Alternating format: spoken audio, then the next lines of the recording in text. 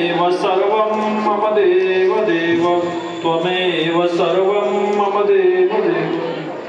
अवघड श्लोक म्हटलं मग एकच तोंडातून आवाज आला. बोला त्वमेव माता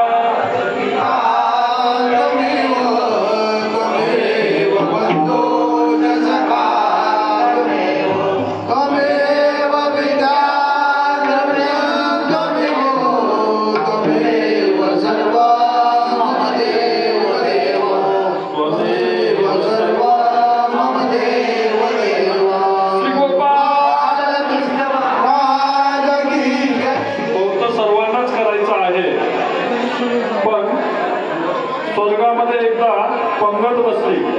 कसं कौतुक करायचंय आपल्याला दानवाची आणि देवतांची. तर तिथे नियम काय होता स्वर्गामध्ये? हात कोपरामध्ये वाकडा करायचा नाही. मग सर्व दानव काय करायला लागले? असं वर फेकायला लागले आणि तोंडामध्ये घेण्याचा प्रयत्न करायचा. पण ते काही तोंडात पडत नव्हतं. ते कुठं पडायचं? डोळ्यावर पडायचं, गळ्यावर पडायचं. कुणाच्याही तोंडात पडत नव्हतं. अन्नाची काय होतं? ती सर्वी नासोडी होत. आणि मग देवतांनी काय केलं? देवता काय करतात? कुठलाही विधी करायचा म्हणजे ते काय करतात? आपसामध्ये विचार विनिमय करतात. आणि मग त्यांनी शांततेने विचार केला आणि त्यांनी समोरासमोर दोन पंक्ती अशा बसल्या आणि काय करायचे? असा घास उचलायचे, समोरच्या ताटातला घास उचलायचे आणि त्याला खाऊ करायचे. नियम काय होता? कोपरामध्ये फक्त हात वाकडा करायचा. गेलं का अन्न खाली सांडलं का? कपड्यावर पडलं का? कुठेही पडलं. अगदी शांततेने उलट पोटभर जेवण झालं का? की समोरचा काय करत होता? प्रेमाने खाऊ घालत होता. आपण स्थान वंदन करायला जातो आणि स्थान वंदन करायला गेल्यानंतर तुम्हाला माहिती आहे का स्थान वंदनाचा विधी कसा आहे? त्या ठिकाणी गेल्यानंतर दोन स्थान पाहिल्यानंतर काय करावं लागतं? 2 दंडोत घालावे लागतात. आचार्य श्री येळंकर बाबाजी एवढं त्यांचं वय होतं पण ते काय करायचे? गाडी दूरच उभी करायला लावायचे आणि खाली उतरून दंडोत घालायचे. किती वय होतं त्यांचं आता?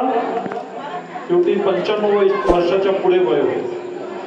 तर एवढं वय असताना सुद्धा ते दुरुस्त स्थान पाहिलं की दंडोत घालायची. ही आपली परंपरा आहे. या पवते पर्व काळाला सुद्धा सर्व दादोस, भट्टवास, माईभट्ट, आबाईसा, उमाईसा, दायंबा, गोंदो हे सर्व काय झाले? बीडला स्वामींच्या पवते पर्वासाठी त्या ठिकाणी आले आणि आल्यानंतर पहिले काय केलं त्यांनी? शिरसाष्टांग लांब दंडोत घातले. शिरसाष्टांग दंडोत म्हणजे काय? तर त्या ठिकाणी सर्वांनी काय केलं? पहिले साष्टांग दंडोत घातले आणि मग स्वामींना याच्यासाठी पर्व काळासाठी विनंती केली. जसं आपण बाबाजींना काय केलं? मंदिरामध्ये अगोदर त्यांना सुपारी दिली. त्यांना आपण सर्वांनी विनंती केली की काय करा? तुम्ही पवत्याचा स्वीकार करा. मग ते या ठिकाणी आले. त्यांना आपण आसनावर बसवलं आणि त्यांना आपण पवत्याला बसवलं. याचं काय ते पावित्र्य आहे. तसं जे स्थान वंदन करायला गेलो आपण त्या स्थानाची दंडोत घातल्यानंतर गिळा आठवणे आणि मग त्या स्थानाला नमस्कार करणे. हे काय? हा अतिशय महत्वाचा विधी आहे. ज्या वेळेस नाथोबा सर्वजण श्री चक्रधर प्रभूपासून असे दूर उभे होते आणि एक श्रीमंत परिवार काय करत होता? स्वामींच्या ठिकाणी भोजन करत होता. तर त्या ठिकाणी त्या स्थानाची लीळा आठवल्यानंतर काय होतं? एक प्रकारे मनामध्ये भाव निष्पन्न होतो. आणि जर भाव नसेल तर काय? तो भावहीन तो दैवहीन. क्रिया ही भावावर अवलंबून असते. भावाचा फळ काय? अनियत आहे. त्याचं मर्यादित फळ नाही. आणि मग नाथोबा त्या ठिकाणी उभे होते दूर आणि एक श्रीमंत परिवार काय करत होता? स्वामींचं पूजन करत होता. आता यांनी काय केलं? मनामध्ये विचार केला. शांत दूर उभे राहिले आणि मनामध्ये विचार केला माझ्याजवळ जर पैसे असते, माझ्याजवळ जर द्रव्य असतं तर मी काय केलं असतं? असं उत्तम वस्त्राने, उत्तम द्रव्याने, सुवर्णाने काय केलं असतं? मी सर्वांचं पूजन केलं असतं. आणि मग स्वामी काय म्हणतात त्यांना, काही का मंडळी का काही मनोरथ करीत असतात, तुम्ही काय मनोरथ करता? ते म्हणजे जी जी गोसावी जाणतील, मी माझ्याजवळ द्रव्य नाही आणि माझं गोसाव्यांना पूजन करायची इच्छा आहे, पण माझ्याजवळ द्रव्य नाही हे गोसावी जाणते. मग देव काय म्हटले त्या ठिकाणी, तुमची एक पंगत एक देखी, म्हणजे पंगत न करता काय झालं, पंक्तीचं कोणतं लागलं. आता तुम्ही या ठिकाणी जेवढे लक्षपूर्वक ऐकताय त्यांना तुम्हाला काय विशेष प्रकारचं पवते पर्व काळाचं आजचं काय कोणतं लागणार. कारण आपण क्रिया ही दोन प्रकारे तीन प्रकारे क्रिया ही पूर्ण होत असते, मानसिक, वाचिक आणि कायिक. कुठली क्रिया आपण नामस्मरण करतो ते जर नुसतं नाम घेतलं तर काय होईल, ते पूर्ण होईल. पण ते नाम उच्चारलं त्यावेळेस ते काय होतं, मनामध्ये येतं. मनात उच्चारलं, मुखाने आपला शब्द आपल्या कानाला येईल असं बोलल्यानंतर काय होतं, ते शब्द मुखातून उच्चार होतो आणि कानाला श्रवण होतो.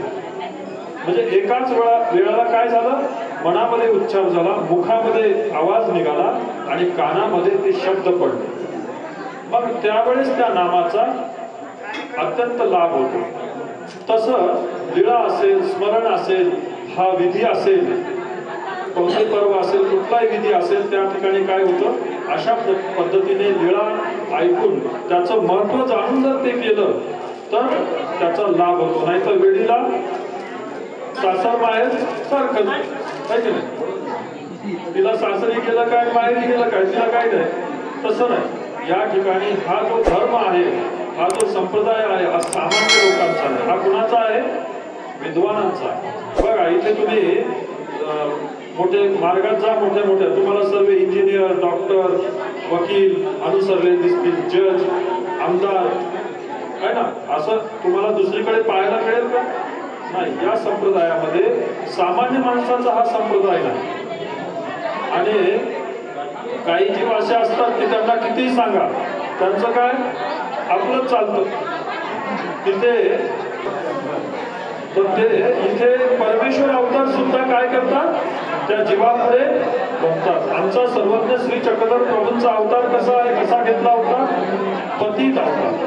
पण ते कुणासाठी घेतात, पतित जीवासाठी घेतात. कारण द्वापार युगामध्ये श्रीकृष्ण चक्रवर्ती, त्यामुळे भगवान श्रीकृष्ण भगवंतांनी सुद्धा काय केले, या जीवापुढे हात टेकले. श्रीकृष्ण महाराजांना आपल्यासारखे समळ जीव काय करू शकत नाही, त्यांची भक्ती करू शकत नाही. का तुम्हाला माहिती आहे का, कुठेतरी भगवान श्रीकृष्णाने असं म्हणजे एखाद्या गरीबाला किंवा खालच्या वर्णात त्याला ज्ञान दिलं का? त्यांचे भक्त होते का? सर्व कोण भक्त होते, राजे भक्त होते, राजकुळातले होते. एक सुदामा सोडला तर दुसरं कोणी होतं का नव्हतं? कारण तिथे त्या जीवांचा, हे अशा जीवांचा अधिकार नाही. म्हणून त्या ठिकाणी भगवान श्रीकृष्णाने फक्त राजे लोकांना ज्ञान दिलं. तुम्हाला मी विधी सांगण्याच्या ऐवजी जे ज्ञान म्हणजे करू नये किंवा जे चुकीचं ज्ञान आहे ते सांगण्याचा प्रयत्न करेल. कारण श्रीकृष्ण भगवंताच्या बाबतीत एक गोष्ट आपल्याला सर्वसामान्यांना ऐकायला मिळते. काय की एवढे 16,000 किती राण्या होत्या भगवान श्रीकृष्णाला? 16,108 राण्या होत्या. पण त्या मागची म्हणजे जी लीळा आहे किंवा त्या मागची जी पूर्वपीठिका आहे ते कधी आपण जाणून घेण्याचा प्रयत्न केला का? कारण ते जर आपण जाणलं नाही तर काय होईल, आपल्या मनात सुद्धा संभ्रम निर्माण होईल. तर 16,108 16,000 त्या राजकुमारीला काय केलं होतं, त्या भौमासुराने बंदी बनवलेलं होतं. हे तुम्ही कधीतरी दिवाळीच्या ह्याच्यात ऐकलं असेल. पण 22,000 राजकुमारांना सुद्धा बंदी बनवलं होतं त्या राजाने, त्या राक्षसाने. नुसतं 16,000 म्हणजे राजकुमारींनाच नाही तर 22,000 राजकुमारांना सुद्धा बंदी बनवलं होतं. आणि मग त्या ठिकाणी त्यांना कळून चुकलं की आपल्याला जर मुक्ती पाहिजे असेल, आपल्याला जर याच्या बंदीखान्यातून सुटायचं असेल तर काय करावं लागेल, आपल्याला त्या श्रीकृष्ण भगवंताला विनवावं लागेल. आणि मग त्यांनी सर्वांनी काय केलं, श्रीकृष्णाचा धावा केला. आणि मग त्या ठिकाणी श्रीकृष्ण गेले, भगवान गेले त्या ठिकाणी आणि त्यांनी काय केलं, सत्यभामेला पुढे करून ते युद्ध केलं. कारण त्याचं मायावी युद्ध होतं, तिथे कोणी पुरुष युद्ध करू शकत नाही. आणि मग त्या ठिकाणी त्या ब्रह्मदेवाचा वध केला, त्याच्या त्या मुलीचा मनोरथ पूर्ण केला. आणि मग त्या सर्व 16,000 किती 16,000 नक्की. आणि राजकुमार किती 22,000 एवढ्यांना काय केलं देवाने, मुक्त केलं. आणि मग सर्व देवाने त्या ठिकाणी त्यांना मुक्त केलं. आणि जसं आता मी तुम्हाला सांगतोय तसं देवाने काय केलं, परमेश्वर भक्तीचं महत्व त्यांना निरूपण केलं. तुम्ही काय करा, परमेश्वर भक्ती करा. अर्जुनाला जे निरूपण केले ती कोणती गीता, भगवद्गीता. आणि उद्धव देवाला निरूपण केली ती उद्धव गीता. तसं या ठिकाणी यांना सुद्धा काय केलं, श्रीकृष्ण भगवंतांनी ज्ञान निरूपण केलं. आणि मग त्या ठिकाणी सर्व ते 22,000 राजकुमार होते, ते आपल्या आपल्या घरी गेले. पण या 16,000 राजकुमारी कुठे गेल्या, कारण त्यांना घरात घेणार कोण. आज आपण पाहतो की जे बाहेर वातावरण आहे किंवा इतर समाजामध्ये काही दुष्प्रवृत्ती चाललेल्या आहेत, तर ते काय करताय, हिंदू मुलींना त्यासाठी हे करतात, प्रवृत्त करतात. आणि मग ते आई वडील काय म्हणतात, आमच्यासाठी आता ते आज 5,000 वर्षापूर्वी काय परिस्थिती असेल. त्या 16,000 त्या राजकुमारी होत्या, त्यांनी जायचं नाही. त्यांनी काय केलं, देवाला विनंती केली, जीजी तुम्ही काय करा, आमचं सर्वांचं पाणी ग्रहण करा, आमच्या सर्वांसोबत काय करा, तुम्ही लग्न करा, तरच आम्ही वाचू, नाही तर काय करावं लागेल, आम्हाला आत्महत्या करावी लागेल. आणि आत्महत्या म्हणजे काय, जगातलं सर्वात मोठं पाप माहितीये का तुम्हाला. कारण हे काय, भाड्याचं घर आहे, जीवाला दिलेलं भाड्याने दिलेलं काय ते घर आहे. याचं बोट कापलं, याचं काही जरी नुकसान झालं तरी काय करावं लागतं, त्या घराचं नुकसान झाल्यावर ते भरती करून द्यावं लागतं. तसं 84 लाख कोणी फिरल्यावर एकदा मनुष्य जन्म मिळतो. आणि या मनुष्य जन्मात त्या देहासोबत जर काही छेडछाड केली तर त्याला यमदूत सोडत नाही.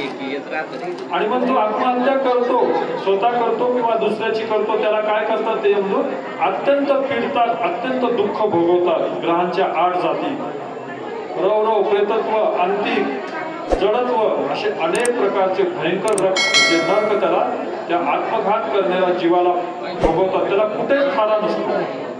म्हणून मग ते काय म्हणताय, जीजी आम्हाला तुम्ही जर आमचं जर पाणी ग्रहण नाही केलं तर आम्हाला आमचे भाऊ घरात घेणार नाही, आमचे आई वडील घरात घेणार नाही, आम्हाला समाज कुठेच घरात घेणार नाही, आम्ही जायचं कुठे. आणि मग असं म्हटल्यावर देव पण विचारात पडले. आणि देव काय म्हटले त्या ठिकाणी, म्हटले हे काय समाज व्यवस्थेच्या विरुद्ध आहे. काय म्हटले देव त्या ठिकाणी, ते समाज व्यवस्थेच्या विरुद्ध आहे. आणि मग त्या पण हतबल झाल्या आणि त्यांनी काय केलं, रुक्मिणी आपलं सत्यभामा मातेला विनवलं. आणि मग सत्यभामा मातेने देवाला विनवलं. देव कुणाचा असतो, कुणाला वश असतो देव, भक्ताला वश असतो. वा, माझ्या समोर जेवढी मंडळी बसलेली आणि अगदी शांत पावते हातात घेऊन बसलेले, तुम्हाला खरोखरच पूर्ण या विधीचा लाभ होणार आहे का नाही. जेवढे पवते वाहतायत त्या प्रत्येक पवत्याचं गोमट तुम्हाला लागणार आहे की नाही. आणि जे गडबड करतायत त्यांच्या पवत्याच त्यांना तेवढंच गोमट लागणार आहे की नाही. कारण सांगितलं ना की दृष्टीने पाहणे हे सर्वात मोठं पूजन आहे की नाही. अजून कोण पाहत होता दृष्टीने, तो रुद्रदेव. काय झालं, त्या कंसाला मारलं. आणि हा कोण होता, अष्टप्रधान मंडळातला तो प्रधान होता. आणि तो काय करायचा, त्या कंसाला सल्ला द्यायचा. मग त्याने ते पण सल्ला दिलेला आहे की नाही, देवाच्या विरोधात. आणि मग जेव्हा देव कंस वध झाल्यानंतर सिंहासनावर जाऊन बसले त्यावेळेस तो काय झाला, घाबरला की आता काही खरं नाही. आपण काय केलेलं आहे, सल्ला दिलेला आहे, आता त्याचा पूर्ण हिसाब निघणार आहे. आणि तो खांबाच्या आड लपला आणि देव सिंहासनावर बसले. कसे बाबा बसले असे ते सिंहासनावर बसलेले होते देव. आणि मग तो खांबाच्या आडून लपून बघतो देव. जेव्हा त्याने देवाला पाहिलं, श्रीमूर्ती अवलोकन केली, त्यावेळेस काय झालं, त्याचा भाव वाढला आणि देवाने विचारलं त्या खांबाच्या आड कोण आहे. आणि मग तो बाहेर आला, मग तो जिजी मी कंसाचा प्रधान उद्धव आहे. आणि मग देव म्हणतात की तुम्ही काय करत होते तिथे, काय सेवा करत होते. म्हणे मी त्यांना काय करायचो, कान मंत्र द्यायचो. आणि मग देव म्हणतायत की आता काय करा तुम्ही, आम्हाला कान मंत्र द्या. देव म्हणतात की आता तुम्ही काय करायचे, कंसाला कान मंत्र सांगायचे, आता काय करा, आम्हाला कान मंत्र. आणि या शब्दासरीचे तो काय झाला, देवाचा भक्त. तसं दृष्टीने पाहणं हा पण फार मोठी भक्ती आहे, श्रद्धेने पाहणं आहे की नाही. म्हणून त्या ठिकाणी श्रीकृष्ण भगवंतांनी काय केलं, त्यांनी विनंती केली सत्यभामा मातेनी की देवा तुम्ही काय करा, यांच्याशी लग्न करा, नाही तर यांना मरण्याशिवाय काय पर्याय नाही. आणि मग देव कुणाला वश असतो, भक्ताला. आणि मग देवाला काय करावं लागलं, ते ऐकावं लागलं. आणि मग देवाने त्यांच्याशी लग्न करून त्यांना 16,000 काय केले, महाल बांधले. तर हे सर्व कशासाठी केलं देवाने, त्यांचा जीव वाचवण्यासाठी, आत्मघात चुकवण्यासाठी केलं. जर देवाने लग्न केलं नसतं तर त्यांना कोणी घेतलं असतं का घरात, कोणी त्यांच्याशी लग्न केलं असतं का. आजच्या घडीला करत नाही, आजपासून 5,000 वर्षापूर्वी काय. तसं श्रीकृष्ण भगवंतांनी एक सुदामा सोडला तर सर्व राजांना आणि एकाच वेळी 22,000 राजांना ज्ञान. श्री दत्तात्रय प्रभू, त्यानंतर दुसरे अवतार कोणते, श्री दत्तात्रय प्रभू. श्री दत्तात्रय प्रभूंनी पण काय केलं, त्या ठिकाणी राजांना ज्ञान दिलं. कारण ते दर्शन कसं आहे, अमोघ दर्शन. दर्शन झालं की तो उतरलाच. आणि मग तिथे कुण्याही जीवाला काय होत नव्हतं, दर्शन होत नव्हतं. जे देवाने ज्ञान दिलं, कोणाला दिलं, यदुराजाला दिलं, हरळ राजाला दिलं, मदळसा मातेला दिलं. कोण होती मदळसा माता, महाराणी. पण असं कुठे ऐकलं का, देवाने कुण्या मातंगाला ज्ञान दिलं, कुण्या म्हणजे प्राण्याला देवाने जवळ घेतलं, कुठे जवळ घेतलं, कोण्या अवताराने घेतलं. आमच्या चक्रधर स्वामींनी कुण्या मातंगाचा लाडू खाल्ला, त्या मातंगाचा लाडू खाल्ला, वायुदेवाचे उच्चिष्ट गोळे खाल्ले. म्हणजे हे जे इतर जातीतले जे लोक होते, यांचं फक्त आमच्या श्रीप्रभू बाबांनी त्यांचं ग्रहण केलं, प्रसाद केला. आणि आमच्या सर्वज्ञ श्री चक्रधर प्रभूंनी त्यांना म्हणजे शरणागती दिली. जे तर शरण आलिया मरण नाही. तसं हे फक्त आमच्या चक्रधर स्वामी पाशीच आहे. श्री दत्तात्रय प्रभूंनी काय केले, हात टेकले या जीवाकडे, दर्शन होणेच नाही का, की त्यांची ती पात्रता नाही. मग आपले तिसरे अवतार कोणते, श्री चक्रपाणी प्रभू. चक्रपाणी प्रभूंनी पण काय केलं, विद्या देत होते जीवाला. पण त्या अधिकाराचे जीव होते तेवढ्यांना विद्या दिली, बाकीच्यांना काय होतं, काय नव्हतं. फक्त एक तो दरोडेखोर होता एक, त्याचा फक्त उद्धार केला, जोगरा. त्या जोगऱ्याने काय केलं, तो मोठा दरोडेखोर होता, त्याच्या हाताखाली अनेक शिपाई होते, दरोडे टाकायचे, चोरी करायचे, चोर होते. आणि तो मुख्य होता. आणि एक दिवस त्याने काय केलं, एक वऱ्हाड लुटलं त्यांच्या चोराने. आणि मग हा बघायला गेला किती लूट झाली, काय झालं, कसं लुटलं. तर तिथे एक बाई मरून पडली होती आणि तानं मूल तिच्या छातीवर ते जोरजोराने रडत होतं, आलाप करत होतं. आणि ते मध्येच दूध प्यायचं, आलाप करायचं, आणि ती बाई मरून पडली. आणि ते दृश्य बघून त्याचं काय झालं, अंतःकरण द्रवलं. ते म्हणे, अरे हे पापी हो, हे असं कोणी केलं. काय म्हणे तो, हे असं कोणी केलं, ते तानं बाळ त्या बाईच्या छातीवर, आणि तिला तुम्ही मारून टाकलं, हे कोणी केलं. म्हणे तुम्ही केलं. म्हणे कसं काय, मी कधी केलं. म्हणे तुम्हीच सांगितलं. काय सांगितलं तुम्ही, सोनं घ्यायला. पण ती बाई आहे का, सर सोनं दे म्हणलं तर देणं, काय का नाही, इथं बसलं मी देईल का बोलू. मग तसं ते म्हणे, हे बाया काही सहजासहजी सोनं देत नाही, एकीला मारावं लागतं मग दुसरी देते. मग तसं ते मारल्याशिवाय ते भेटत नाही. आणि मग त्यामुळे तो काय म्हणतो, आता हे माझेच पाप म्हणा, मी ज्या तोंडाने सांगितलं त्या तोंडाला काय केलं त्याने, द्वारकेला गेला आणि वादीने शिवून दिले. बिना अन्न पाण्याचा तो 1 महिना त्या ठिकाणी तडफत होता. श्री चक्रपाणी प्रभूपाशी गेला, देव म्हटले अरे आता हे मुसळ तुझे टाके, तुला अनुताप झाला, तुझं काय झालं, पापांचा नाश झाला. आणि मग तो म्हणतो की मी कसं काय जाणावं. देव म्हणताय तुला पौर्णिमेच्या रात्री काय होते, हा सुवर्ण कळस दिसते समुद्रामध्ये. आणि मग त्याला ती सुवर्ण कळस दिसते, मग त्याने ते टाके उसवले. तो हा एकच भक्त श्री चक्रपाणी प्रभू. म्हणून श्री चक्रपाणी प्रभूंनी पण काय केले, हात टेकले देवा. पुन्हा पुढे आपल्या पुढे, कारण आपण तिथून आलेलो आहोत की नाही. कृतिकातून आलो, त्रेतायुगातून आलो, द्वापारयुगातून आलो. आता ही काय शेवटची संधी आहे कलियुगात. ही शेवटची या युगाची संधी आहे आणि शेवटची अवताराची पण संधी आहे. बरोबर आहे का. म्हणून श्री प्रभू बाबा काय करायचे, फिसकून घ्यायचे. देत नाही ना, ऐकत नाही ना, पाणी द्या. जे हाताला भेटत ते फेकून मारायचे. आणि मग त्यांना ते घाबरायचे, पळून जायचे. एक गुळ विकणारा प्रत्येक दुकानात जायचे, प्रत्येक घरात जायचे, तिथला प्रसाद करायचे. पण जीव कसे असतात. एक गुळ विकणारा गावात आला आणि त्याने काय केलं, ते गुळाचा ढेप सोडायला लागला, ठेवायला लागला. श्रीप्रभा तिथे गेले, ते गुळ घेतला आणि श्रीमुखात टाकायचा. त्याने लगेच श्रीकर धरला. म्हणजे फुकटचं का, पैसे द्या म्हणे. काय म्हणले श्रीप्रभा, हा तुला देतो म्हणले. काय म्हटले, काही बोलले नाही. सरळ तो गुळ धरला जाता, सारा वडू वडू रस्त्यामध्ये आणला आणि सारा तुडवला, मातीत टाकली, त्याच्यात ओंजळी. एकदम असे हे झाले, लाल झाले. त्यांचं थरथर कापायला लागली, बोट थरथर कापायला लागले. एकदम त्यांचा भयानक अवतार झाला. तोंडातून शब्द निघेना. आणि मग ते सर्व गुळ त्यांनी वडला, ते खाली हे केला, माती मिसळली आणि गेले निघून. आणि मग आता काय झालं, याच्यावर अन्याय झाला. मग हा गेला महाजनांपाशी आणि महाजनांना विनंती केली. जी म्हणे, ते महाजना म्हणे तुम्ही ते माझं न्याय द्या म्हणे. ते पण तुमच्या गावातले वेळे पिसे राऊळ आले आणि त्यांनी काय केलं, माझा अख्खा गुळ मातीत मिसळून टाकला म्हणे. मी काय खायचं म्हणे, माझा मुद्दलात घाटा झाला, लेकरं बाळांना मी काय हे करायचं. आणि मग असं म्हटल्यावर महाजन म्हणे अरे बाबा, साऱ्या गावाचे गाराणे आम्ही तिथे घेऊन जातो आणि तू तिथलं गाराणे घेऊन इथं आला तर काय करायचं.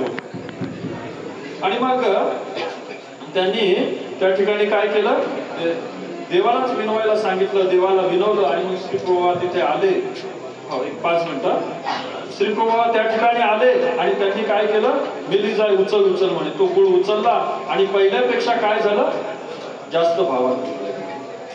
आणि मग असं एक शेतकरी काय करायचा, शिदोरी पुरून ठेवायचा.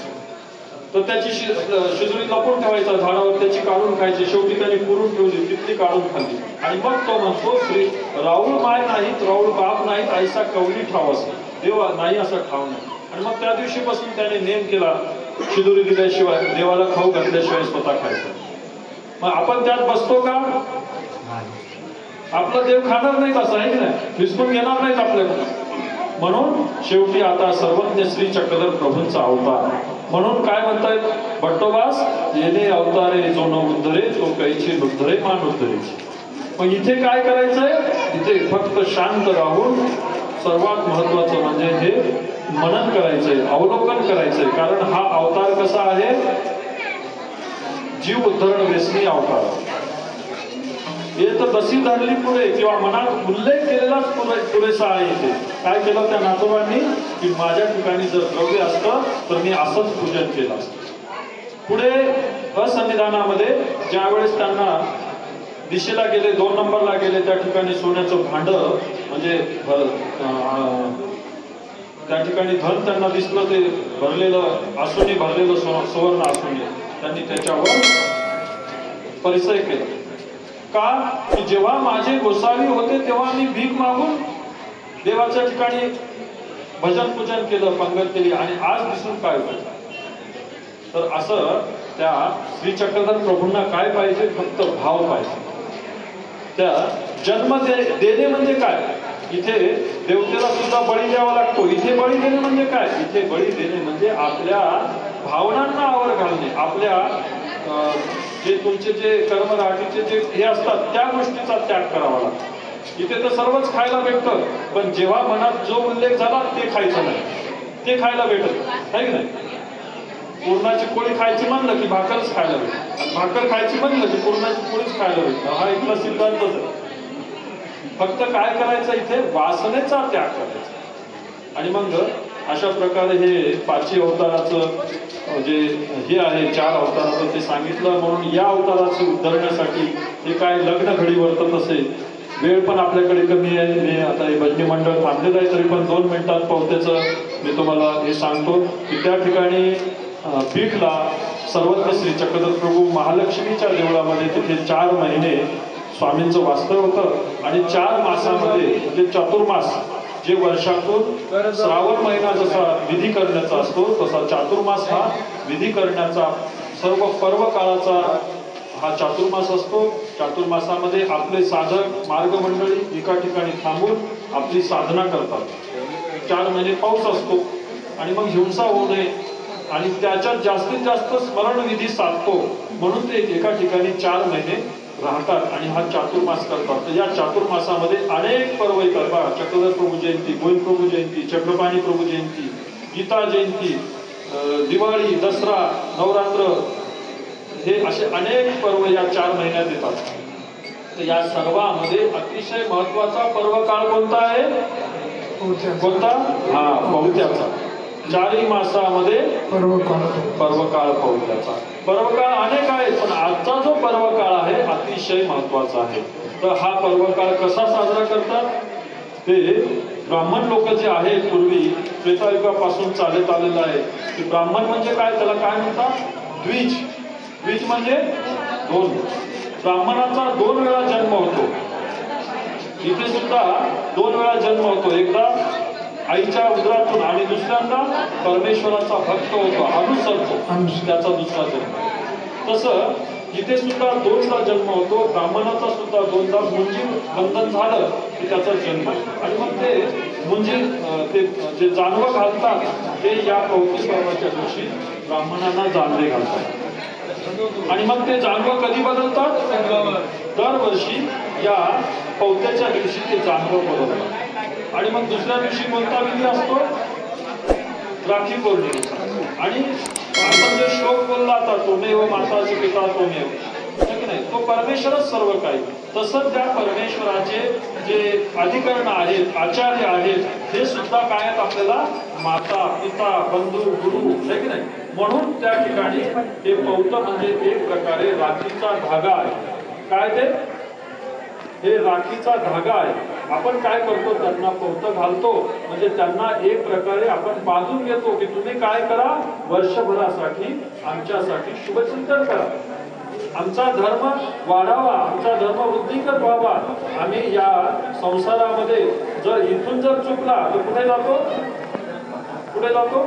चतुर्विधीला जातो. 84 लाख योनी तिथे जातो.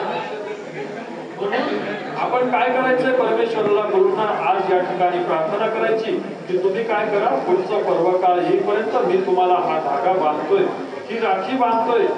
काय करा तुम्ही? आमचं पुढच्या पौत्यापर्यंत आमचं देवाला प्रार्थना करा, आमच्यासाठी धर्मवृद्धी व्हावी, त्यासाठी हे पौते पर्व काळ असतो. आणि ज्यावेळेस सर्वज्ञ श्री चक्रधर प्रभू तिथे गेले त्या ठिकाणी काय होतं? चांदोवा बांधलेला होता. चांदोवा म्हणजे देवतेच्या मंदिरामध्ये वर असा ते हे असतो, छताला वेगळे वेगळे फळं बांधलेले असतात. तर ते फळे कसे असतात? फळासारखी फळं दिसतात की केळासारखे केळ, नारळासारखे नारळ, त्या आंब्यासारखे आंबे, जांभळासारखे जांभळं. आणि मग तो एक क्षुधार्थी. आणि मग ते असे वेगळ्या वेगळ्या प्रकारचे ते फळं तिथे पाहिल्यानंतर तो क्षुधार्थी म्हणजे ज्याला भूक लागली, तहान लागली अत्यंत, तो काय करतो? तो फळं तोडतो आणि खायला बसतो. तर ती फळं कशाची असतात? शेणा मातीची असतात. त्याची क्षुधा पिपासा तर मिटत नाही, त्याने काय होतं? त्याचं तोंड शेणा मातीने भरतं. तसं हे देवतांची जी फळं आहेत हे कशी आहेत? मूर्तिमंत आणि पतन होणारी, मर्यादित आणि पतन होणारी. गीतेमध्ये भगवान श्रीकृष्णाने सांगितलंय की पुण्य क्षीणम मर्त लोकं विशंती. पुण्य क्षीण झालं की काय करतात? मृत्यू लोकांमध्ये ढकलून देतात. म्हणून स्वर्गामध्ये जे इंद्र आहे, जेही देवता आहेत, त्यांना काय सतत भीती आहे, काय होईल? आपलं पतन होईल. तसं ब्रह्मादिकांची जी फळं आहेत ती अशा प्रकारचे म्हणजे पतन होणारी आणि मर्यादित आहे. पण आपल्या परमेश्वराचं फळ कसं आहे? मर्यादित पण नाही आणि पतन होणारं पण नाही. म्हणून अशा प्रकारे या पौते पर्वाच्या निमित्ताने देवाने काय केलं, त्या ठिकाणी चांदोयाचा दृष्टांत निरूपण करून स्वामींनी परसनायकाला हे तुमचे ब्रह्म, कारण परसनायक काय करायचे, परमेश्वराच्या संविधानात राहून देवता भक्ती करायची, म्हणून त्यांना स्वामींनी काय केलं हे सांगितलं. आज या ठिकाणी तरसगावच्या बाबाजींचं पौते पर्व काळ चाललाय. त्यांच्याबद्दल सांगायचं म्हणजे आज आपण त्यांची स्तुती करणं, त्यांना बोलणं, जसं आपण राखीच्या धाग्याच्या निमित्ताने त्यांना जसं विनवायचं तसं त्यांच्यासारखं म्हणजे स्थित प्रज्ञ पाहिलं का तुम्ही त्यांना? कधी चिंतित चेहरा पाहिलं का? कधी त्यांना असं म्हणजे दुःखीस्त रागामध्ये? अत्यंत सौम्य, सदा हसमुख चेहरा आणि असं दैवी गुण त्यांना लाभलेले असे बाबा आज या ठिकाणी आपल्याला त्यांचं पूजनाचं सौभाग्य आपल्याला मिळालेलं आहे. आपण त्यांना या पौते पर्वाच्या निमित्ताने त्यांना विनंती करू की बाबा काय करा, वर्षभर आम्हा सर्वांसाठी तुम्ही काय करा, देवाला प्रार्थना करा, तुमचं शुभचिंतन राहू द्या, म्हणून आम्ही हा धागा काय करतोय, तुम्हाला अर्पण करतोय, असं आपण त्यांना प्रार्थना करू. सर्वज्ञ श्री चक्रधर प्रभूंना प्रार्थना करू की देवा, जर आमचा उद्धार केला नाही तर कुठलाही अवतार आमचा उद्धार करू शकणार नाही. म्हणून आज आपल्याला श्री चक्रधर प्रभूंना प्रार्थना करायची, गुरुजनांना प्रार्थना करायची आणि अशा प्रकारे हा पर्वकाळ आपण साजरा करतोय. सर्वज्ञ श्री चक्रधर स्वामी दंडवत प्रणाम बाबाजी. आदरणीय श्रद्धेय परमपूज्य महंत श्री केशवनाथ बाबाजी कपाटी तरडगाव, बाबा तरडगावला असतात. आदरणीय श्रद्धेय तरडगाव निवासी श्री गुरुवर्य बाबाजी, बाबांचे सत्शिष्य आहेत बाबाजी. बाबांनी आपल्या विचारातून पौतं कसं करावं, पौते पर्वाबद्दल बीड येथील लीला आपल्याला बाबाने आम्हाला श्रवण करावी. बाबा, आम्ही आमचं भाग्य समजतो, आपण आम्हाला सुंदर असे विचार या ठिकाणी आपल्याला आम्हाला व्यक्त केले. बाबा, आपणास पुन्हा एकदा सर्व सद्भक्त मंडळींच्या वतीने आपणास दंडवत प्रणाम करतो. आणि पुढील सेवा श्री चक्रधर भजनी मंडळ, भजनी मंडळ आपण आपली सेवा सुरू करावी. धन्य धन्य